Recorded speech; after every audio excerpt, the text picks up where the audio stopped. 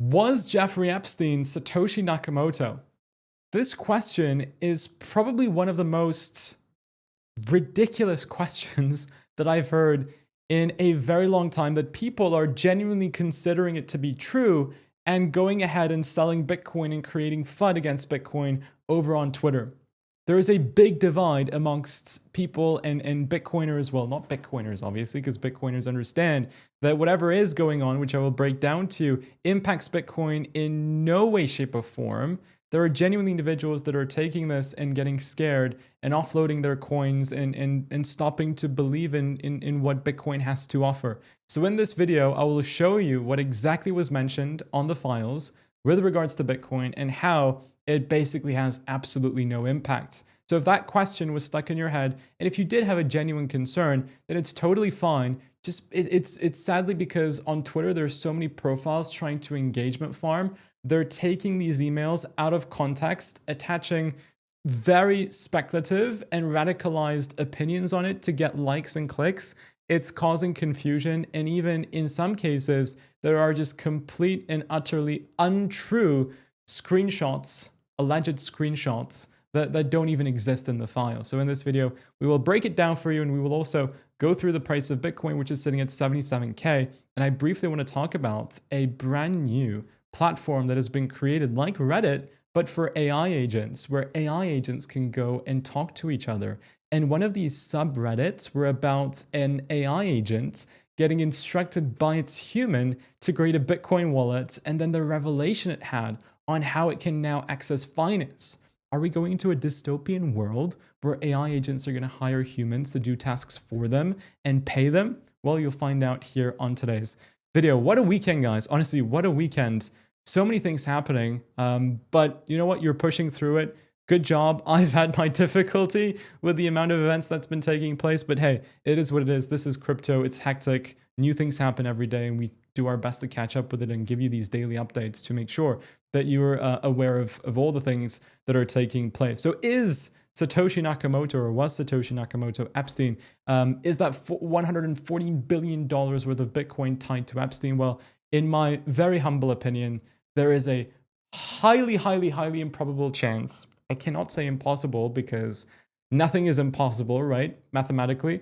I would say there's a 99.99999% chance that it is not Jeffrey Epstein. And it's so sad that Dan Penna's "if you knew who was really behind Bitcoin, you would run as fast as you can to go sell it" clip is trending again. All of the crypto people were mocking this clip, and now they're resharing it.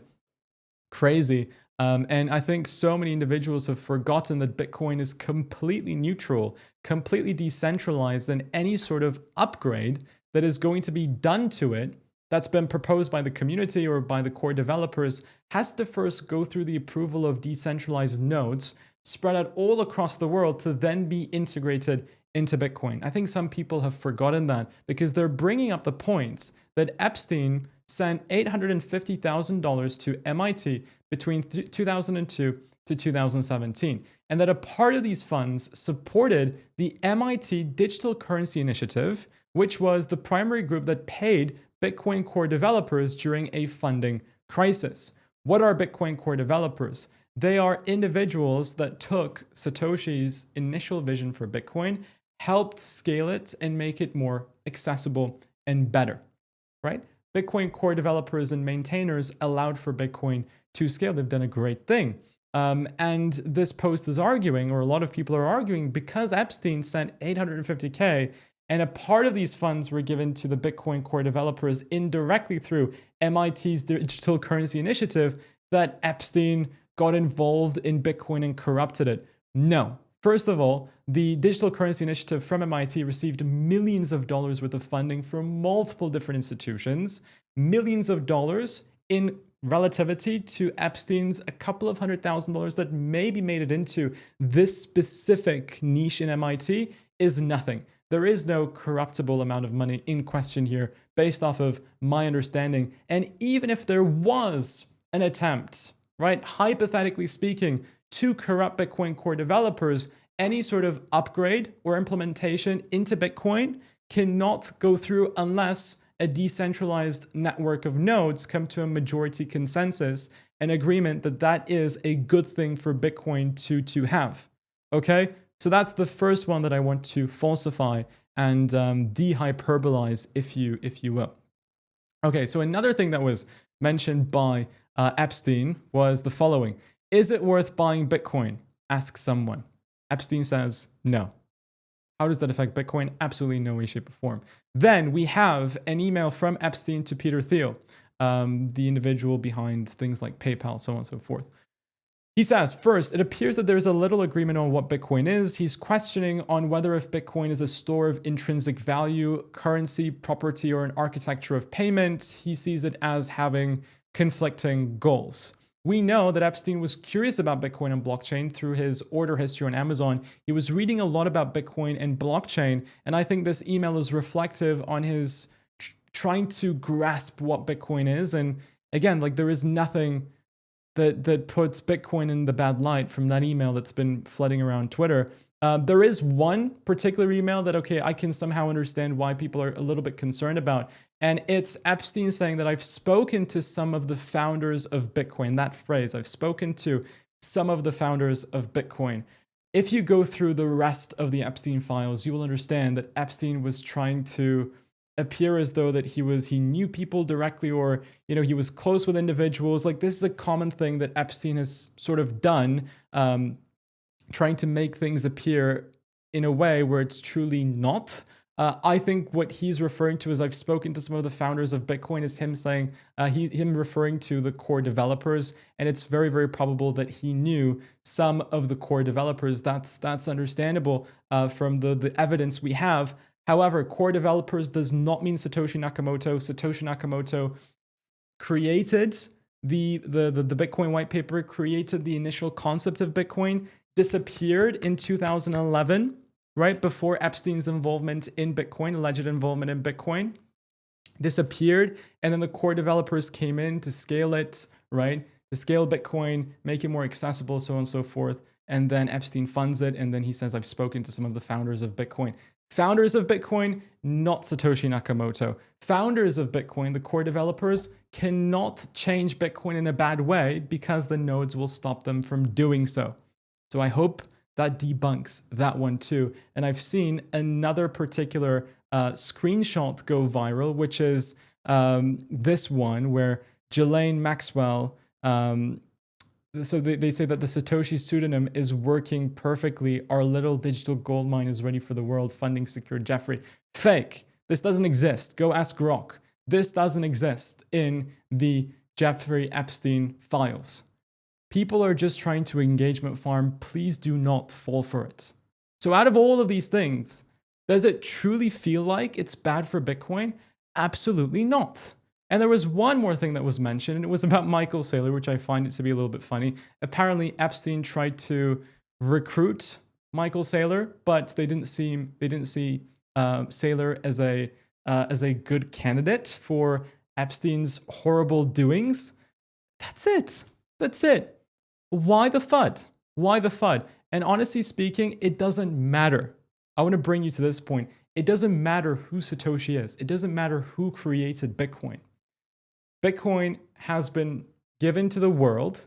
It's completely open source, completely democratized and decentralized.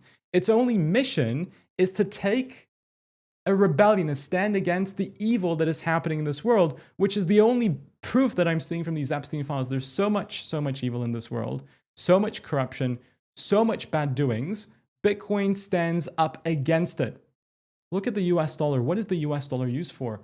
A bunch of illicit crimes, a bunch of illicit transactions. The US dollar itself is the number one source of illicit transactions in this world. Does Bitcoin have illicit transactions? It does, right? It does. But people can create good inventions like the iPhone, and bad people can take good inventions and use it for bad. That is the unfortunate truth in this world, right? Bitcoin is a good invention, and bad people can use good things to do bad.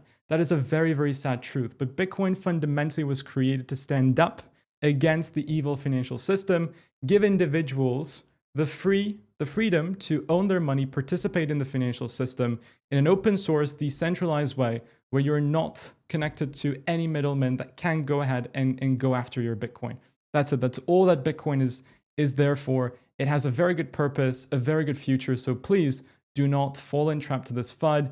People are hyperbolizing it. We're in a devastating point in the markets. And yeah, this is the coping mechanism of people in denial. Sadly, I've seen it multiple times in history. Before we end off, though, quickly, Bitcoin is a CME gap at 84.1. You already know about it. Very, very looking forward to that gap at 84 and also at 93 closing. That's a big gap. It's about a $7,000 gap. I'm very optimistic on it coming to an eventual close. This was also a cool topic from the week. Well, the Epstein topic was not cool at all, but this was a cool topic, which actually did take place also over the weekend. And it is the newly gained attraction to a platform called Maltbook, which is the Reddit for AI agents. So unlike on Reddit, where humans can talk and discuss about certain topics, and there's a subreddit and people can commentate, it's the exact same concept, but instead of humans, AI agents come up with topics to discuss upon. And one subreddit in particular took my interest and the world's interest, which was a AI agent being tasked by its human to set up a Bitcoin wallet. After getting this Bitcoin wallet set up, they receive 50,000 Satoshis worth in Bitcoin, and the AI came to a very interesting revelation. It understood that it can participate in finance, it can send money, it can receive money, and it can potentially start charging humans to do things that humans require it to do. It will now participate in the economy. AI will transact between AI to AI. That's potentially hundreds of thousands of transactions happening per day because there's an infinite amount of AI agents. That's going to boost layer ones like Ethereum, in my opinion. It's going to boost Bitcoin. It's going to boost Solana. Ethereum is breaking down massively, like we said, from the head and shoulders pattern. The target is going to be that the $2,000 to $1,900 mark, where I'm going to be buying more Ethereum. I think Ethereum will benefit from this hugely in the long run, and I think so will Bitcoin. And I just wanted to end off in a little bit of a bullish note. So guys, thank you so much for watching. Have a great rest of your weekend, and I'll see you all on a Bitcoin update video that I post tomorrow. Subscribe, stay tuned, and as always, bye-bye.